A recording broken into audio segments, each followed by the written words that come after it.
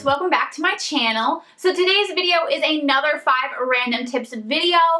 I thought I was gonna run out of tips fairly quickly, but I honestly, guys, I keep finding so many tips, and anytime I think of a tip, I write it down on my notes app, which if you guys aren't familiar with my apps, go check out my previous video, which is my what's on my iPhone 6s video. I let you guys know what apps I use to organize all of my vlogger information, and then also like photography apps if you guys are interested in that.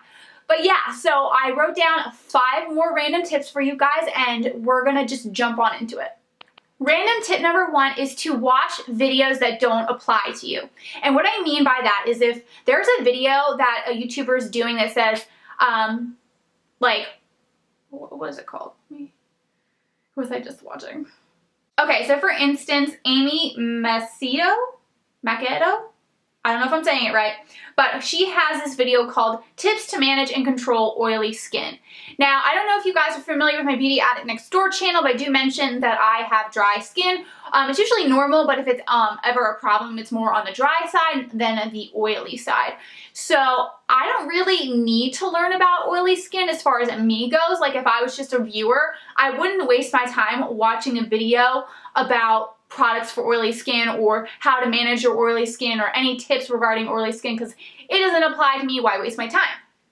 But I'm not just a regular viewer. I'm also a YouTuber. I have 2 channels, so it's really important for me to expand my knowledge. I need to know about every type of skin type, skin tone, hair type, like different problems that people have. So I may not have oily skin, but somebody else may. One of my viewers may have oily skin, and they're going to want to know, okay, what products are good for oily skin? So if I research it enough, I can let them know, like, hey, you know, this is the foundation I'm using in this tutorial, but a lot of people who have oily skin have recommended this foundation if you want to try this instead.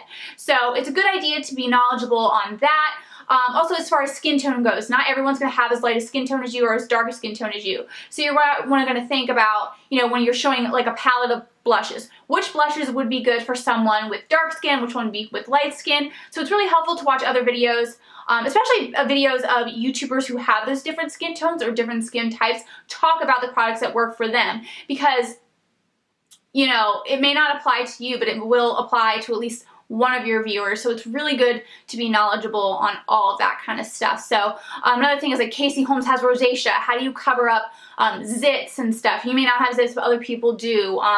Some people may have problems with really oily hair. Some people may have problems with dry hair. So just giving you a random ideas of what to think about. So if you ever see a video and think, oh, this doesn't apply to me, watch it because it will apply to somebody. Okay, so random tip number 2 is about setting up your camera.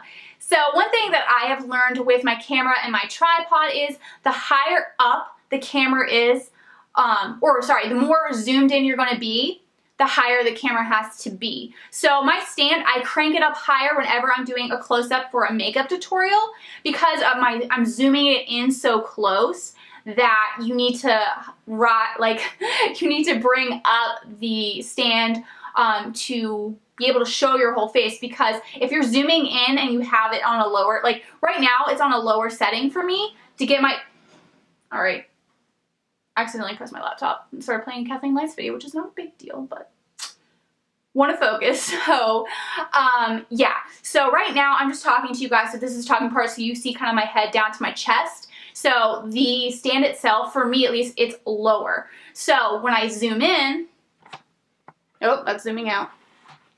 So this is me zoomed in. So what am I going to need to do? There's a huge gap here and you don't see like my eyes. So I'm going to need to crank up that, here, let me just do it now. So I'm going to need to crank up, so this is me cranking up the camera so you guys can get a closer view of me. So that's just like a suggestion, like if you're sitting in the same spot and you want to zoom in, you're going to have to crank up your camera. I don't know how else to say it, but here, let me zoom back out. This is like really close up. Alright, so that tip may seem kind of silly, but I just remember whenever I was starting my channel, I really was messing around like crazy, trying to get the height right, and it would just drive me insane. But then I started noticing, okay, if I want to zoom in more and stay in the same spot, I need to make my camera go up And then if I want to go back to like a position like this, I need the camera to lower to show more of my body.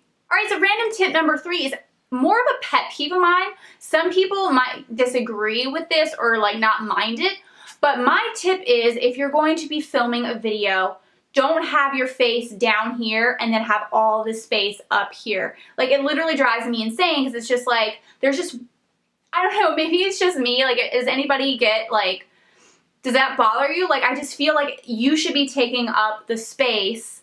And I don't know, whenever it's like that high up, it's just kind of like someone's like I don't know. It's just really awkward to me. So I'm so distracted. Like, for me, if I see someone's head at the very bottom of the screen and there's all the space above, I just get so distracted because I'm just like looking at it like, no, you should be higher up. So that's just like, I don't know, it's probably just a pet peeve of mine. I don't know. Do any of you guys, have you guys seen that? Does that bother you?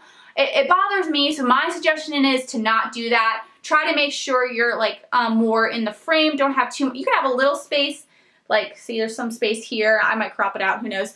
But if there's a little space, that's not big of a deal. But don't make it so that way your head is on the bottom half of the screen. Just please don't do that. It just really bothers me. But if you really like it, go for it. But that's just my suggestion. All right, random tip number 4 was inspired by my recent Empties video. So pretty much whenever you go through the Empties video, you're like, okay, I've saved all my Empties, I've showed them to my viewers, now I'm going to throw them out. Don't do that. Only throw out ones where you have multiples of the same thing. And then always keep at least one product so that way you can reference it in the future. So for instance, I had 3 Maybelline Dream Lumi Touches in my Empties video, and I threw out like the 2 and then I kept 1. So I kept 1 just in case I ever wanted to reference in the future to be like, okay, let me do a review on these Maybelline products, but oh wait, I threw that out, I'm just going to insert a picture. Like, it'd be awesome if I could just like kind of show you it, even though it's kind of old looking. At least I could be like, hey, I still have this product. So maybe I'm hoarding, maybe it's unnecessary, but I don't know, I just like the idea of still having that product. Now, granted, sometimes you forget, sometimes you're going to throw it out anyway, even if before an Empties video comes around, you're like, oh, I should have saved that for an Empties. But that's just my suggestion. I feel like it'd be a good way to continue to show products, so just keep it in like a separate bag or a separate drawer, like of all your like old products that you want to keep around just to like show. Random tip number 5. So I don't know if you guys know, but a little pet peeve of mine is spamming. I'm not a huge fan of spamming, but I'm trying to be more open-minded about it because not everyone's like me. Not everyone is going to have the same belief about it, so I shouldn't, you know, get as irritated as I can get. Because like at first it didn't bother me at all, but then it gets repetitive, so it gets kind of annoying. And I know a lot of other YouTubers, whether you have like 100 followers or you have 1 million followers, get kind of annoyed by this. And not that it's not irritating, but I'm being a little bit more understanding about it now. But pretty much, if you don't know what I'm talking about as far as spamming goes, is people just come onto your video and say, subscribe for subscribe. So they're just pretty much people going onto your video saying like, hey, follow my channel, or hey, can you check out my channel, sub for sub, question mark, like stuff like that. So pretty much it's not just like a regular viewer or just someone who wants to make a nice comment.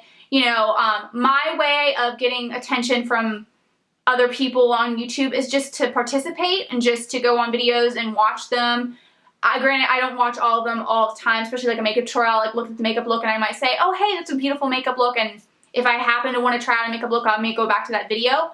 But that's my way of doing it. I think it's a good way to just comment something nice, say nothing about your channel, just, you know, be nice, watch the video, comment on something that you like about it, or like anything you could comment about it, and then move on to another video. Other people will be like, hey, come check out my channel. Now, if you're gonna spam, I wouldn't suggest it, but if you're going to anyway, my suggestion is to not just go to someone's channel and say sub for sub, question mark, or hey, great video, sub for sub. Like, try to contribute to the video at least. Try to show that you actually watched it, or that, you know, or if it's like a makeup tutorial, at least say, you know, you really like the makeup look that they did, if you did. But like actually say something to that YouTuber, letting them know that you actually care about their video or channel, and just say something nice or positive or a funny comment, whatever, that goes along with the video.